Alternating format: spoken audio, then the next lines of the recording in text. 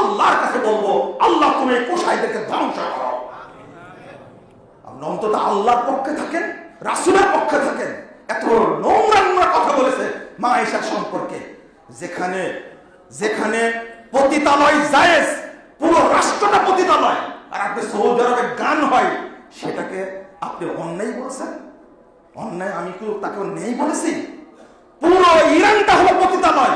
1 ঘন্টার জন্য নিয়ে ভাড়া করা যায়, রাষ্ট্রীয়ভাবে বৈধতা আছে। যে রাষ্ট্রে 1 ঘন্টার জন্য নিয়ে ভাড়া পাওয়া যায়, ওই রাষ্ট্রে কখনো জেনা বেশ্যালয় থাকার দরকার হয় না, পতিতালয় থাকার দরকার হয় না, ঘরে ঘরে পতিতালয় জন্ম নেয়। এটা আপনি জানেন না? আপনি কেন একজন জ্ঞান পাপী হয়ে বসে আছেন? ওমর রাদিয়াল্লাহু আনহু হত্যাকারী আবু লুলুর মাজার পূজা করে, যেখানে বিশাল মাজার পূজা করে, সেখানে লেখা আছে আবু লুলা হলো ওমরকে হত্যা করে জান্নাতে চলে গেছে।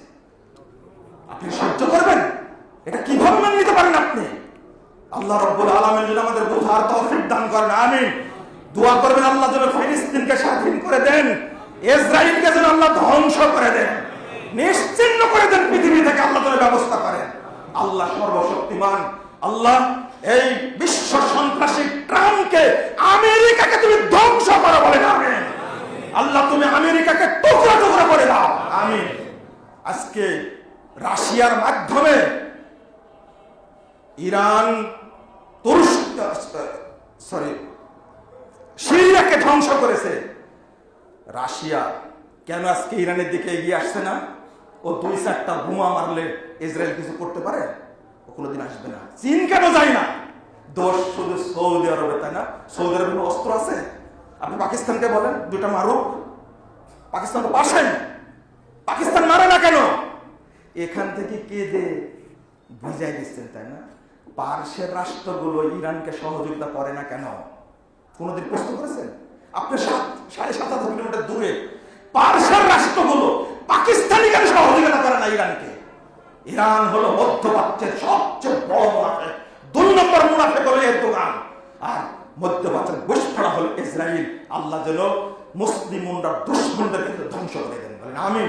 আল্লাহ যেন আমেরিকাকে টুকরো টুকরো করে দেন, রাশিয়াকে যেন টুকরো টুকরো করে দেন, যারাই মুসলিম উম্মার শত্রু আল্লাহ যেন তাদেরকে ধ্বংস করে দেন, আমিন। দোয়া করুন বেশি করে। আমি কুনুতে নাজেলা পড়ব আজকে ইনশাআল্লাহ। اللهم اغفر لنا وللمؤمنين والمؤمنات والمسلمين والمسلمات والأحياء منهم والأموات.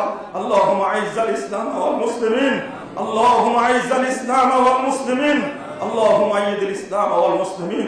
اللهم أنجِ المستضعفين من المؤمنين في كل مكان، اللهم أنجِ المستضعفين من المؤمنين في كل مكان. اللهم احفظ المسجد الأقصى يا رب العالمين. اللهم انصر إخوان المسلمين في فلسطين وكشمير وسوريا والسودان يا رب العالمين.